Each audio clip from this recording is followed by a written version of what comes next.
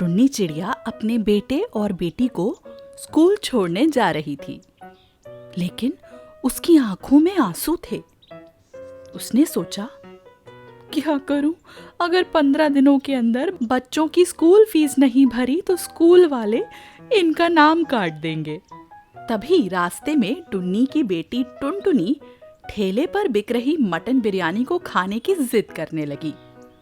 माँ, मेरे सारे दोस्त इस ठेले पर मटन खाते हैं, मुझे भी खाना है माँ। हाँ माँ, मुझे भी खाना है, बस एक बार आज खिला दो ना माँ। टुन्नी का बेटा सोनू बोला। टुन्नी अपने बच्चों को कलपते हुए नहीं देख पाई। उसके पास जो थोड़े बहुत पैसे थे उससे उसने half plate mutton biryani order कर दी। भैया, हाफ प्लेट मटन बिरयानी कितने की होगी? दुकानदार बंटी कबूतर बोला। जी, हाफ प्लेट का 80 रुपए और फुल प्लेट का 150 रुपए। बताइए कितना दे दूं? आप हाफ प्लेट बना दीजिए, तीखा कम रखिएगा। ठेले वाला मटन बिरयानी बना रहा था। टुन्नी उसे एकदम गौर से देख रही थी। ये लीजिए आपकी गर्मा गर्म मटन बिरयानी। टुनटुनी और सोनू दोनों मटन बिरयानी खुशी से खाने लगे। तभी टुन्नी के मन में एक विचार आया। ये मटन बिरयानी बनाना कितना आसान है। ऊपर से ये लोग बासी चावल और बीमारी वाले मटन का प्रयोग करते हैं। अगर मैं भी ये काम शुरू कर दूं तो अपने परिवार की मदद भी कर पाऊंगी और अपने बच्चों की स्कूल फीस भी समय पर जमा कर दूंगी। शाम को टुन्नी ने अपने पति टुन्नू और अपनी सास गौरी से इस बारे में बात की। उसकी सास गौरी बोली, तेरा दिमाग तो ठीक है। अगर ये बिजनेस नहीं चला तो मेरा बेटा जो मजदूरी करके थोड़े बहुत पैसे कमाता है, जिससे हम घर का रेंट और अपना पेट पालते हैं, वो भी डूब जाएंगे। ऊपर से औरतों का काम करना सही नहीं है। टुन्नी बोली, माँ जी, आजकल मटन बिरयानी काफी ज्यादा बिक रही है और अब जमाना बदल चुका है। आप मुझ पर विश्वास कीजिए, मैं इस काम को पूरी लगन के साथ करूंगी। गौरी के लाख मना करने के बाद भी टुन्नी ने उन्हें मना लिया। टुन्नू बोला, माँ, जब ये इतने विश्वास से बोल रही है तो हमें एक बार ट्राई तो करना ही चाहिए। अब तू भी इसकी बातों में आ गया, जो करना है कर। टुन्नू ने टुन्नी को 2,500 रुपए दे दिए। अगले दिन टुन्नी बाजार से 1,000 रुपए का ताजा मटन लाई और 500 रुपए का चावल और दूसरा सामान। जो 500 रुपए बचे उससे टुन्नी ने कड़कनाथ सेठ से एक ठेला भाड़े पर ले लिया। पहले दिन ताजी ताजी मटन बिरयानी ठेले पर लगाकर टुन्नी बाजार गई। दिन में टुन्नी के पास एक भी ग्राहक नहीं आया और शाम होते होते बाजार में पहले से जमा हुए ठेलों पर भीड़ लगने लगी।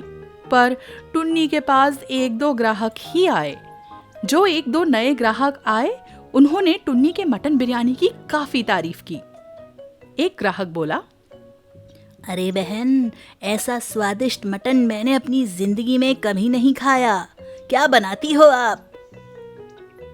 शुक्रिया भैया, आपको और चाहिए? उस दिन टुन्नी की काफी सारी मटन बिरयानी बच गई, जिसे उसने जाते समय गरीबों को खिला दिया। ऐसे ही 3 दिन बीत गए। टुन्नी की सास गौरी बोली, क्यों रे टुन्नी, अब तेरा जोश ठंडा हो गया ना? अब ये सब काम छोड़ और घर के कामों में ध्यान दे। अब और नुकसान मत करवाना हमारा। टुन्नी बोली, माँ जी, मैं अभी हार नहीं मानी हूँ। ग्राहक मेरे मटन बिरयानी की काफी तारीफ करते हैं। मुझे विश्वास है कि मैं सफल जरूर होंगी। टुन्नी ने ऐसा कह तो दिया था, लेकिन अंदर ही अंदर उसे डर था, क्योंकि उसने सेठ कड़कनाथ और मटन वाले से उधार में काफी सामान ले रखा था। उस दिन भी टुन्नी ताजे सामान के साथ बनी अपनी मटन बिरयानी को लेकर बाजार गई। शाम हो गई और हमेशा की तरह टुन्नी के ठेले पर अब तक कोई ग्राहक नहीं आया था। उसने सोचा, हे भगवान, अगर आज बिरयानी नहीं बिकी तो माँ जी कल से मुझे बाजार में ठेला लगाने नहीं देंगी। ऊपर से मैंने उधार भी लिए हुए हैं और बच्चों की स्कूल फीस भी 3 दिनों में भरनी है। मदद करो प्रभु। थोड़ी देर में एक बाज टुन्नी के पास आया। वो बोला, टुन्नी, मेरा बाजू वाली रोड पर मटन बिरयानी का होटल है।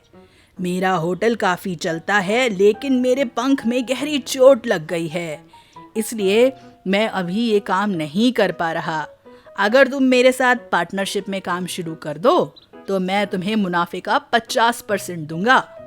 टुन्नी के लिए वो बाज मानो एक भगवान बनकर आया था।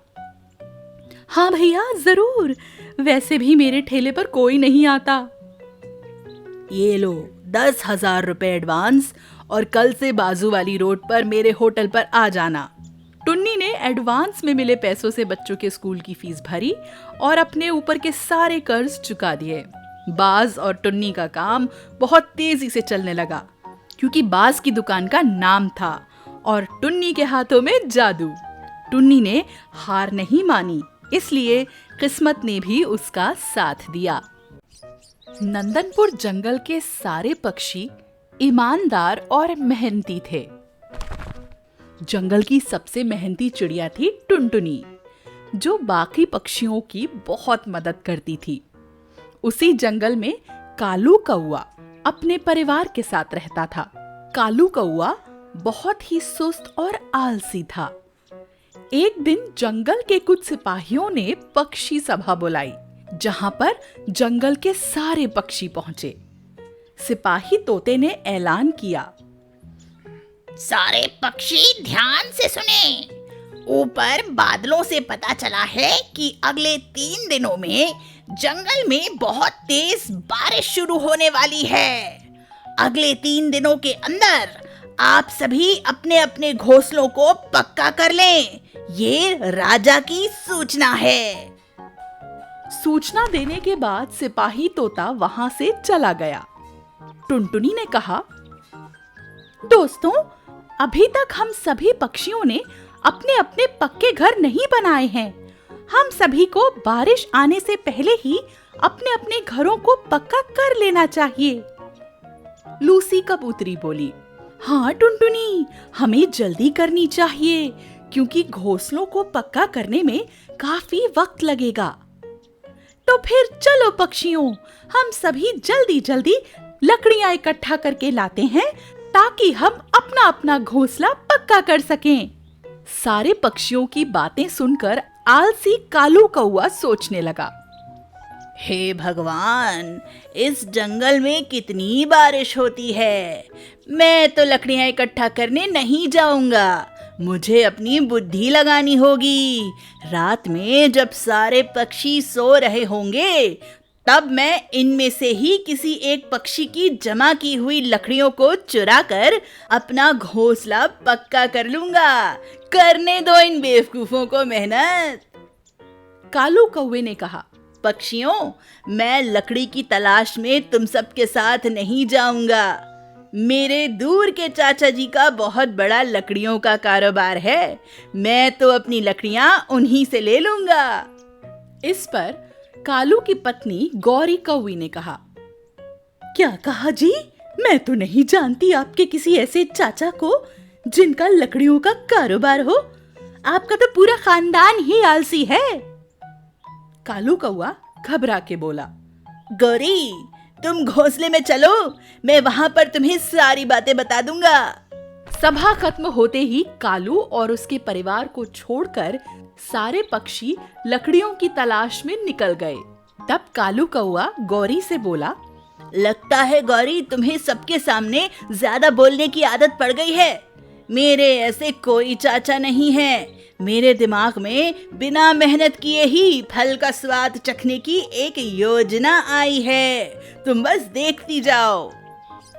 दिन ढल गया और शाम होते होते सारे पक्षी अपने अपने घोंसलों को पक्का करने के लिए पर्याप्त लकड़ियां ले आए। तभी टुनटुनी ने देखा कि उसकी जमा की हुई सारी लकड़ियों में दीमक लगी हुई है। उसने सोचा, अरे ये सारी लकड़ियां तो खराब हैं। अगर मैं इनसे अपना घर बनाऊंगी तो वो तेज बारिश में टूट जाएगा। मैं कल सुबह सुबह फिर से नई लकड़ियां इकट्ठा करके लाऊंगी। ऐसा कहकर टुनटुनी सो गई। सबके सो जाने के बाद कालू धीरे धीरे उड़ते हुए सारे पक्षियों के घोंसलों में रखी हुई लकड़ियों को देखने लगा और उसने सोचा, एक काम करता हूँ, मैं इस टुनटुनी की बच्ची की जमा की हुई सारी लकड़ियाँ चुरा लेता हूँ। ये तो मेहनती है, सुबह होते ही फिर से नई लकड़ियाँ जमा करके अपना घोंसला बना ही लेगी। इस तरह कालू ने टुनटुनी की सारी लकड़ियां चुरा ली। अगले 2 दिनों में तेज बारिश शुरू हो गई। सारे पक्षियों ने अपना अपना लकड़ी का घोंसला बना लिया था। कालू ने भी एक ठीक ठाक घोंसला तैयार कर लिया था, लेकिन वो दीमक लगी हुई लकड़ियों का बना था। शाम होते होते बारिश बहुत तेज हो गई। तेज बारिश में कालू कौवे का घोंसला टूटकर आधा हो गया और नीचे पानी में गिर गया। पूरे बरसात का मौसम कालू और उसके आलसी परिवार को तेज बारिश में भीगते हुए गुजारना पड़ा। हमें कभी भी मेहनत से पीछे नहीं हटना चाहिए।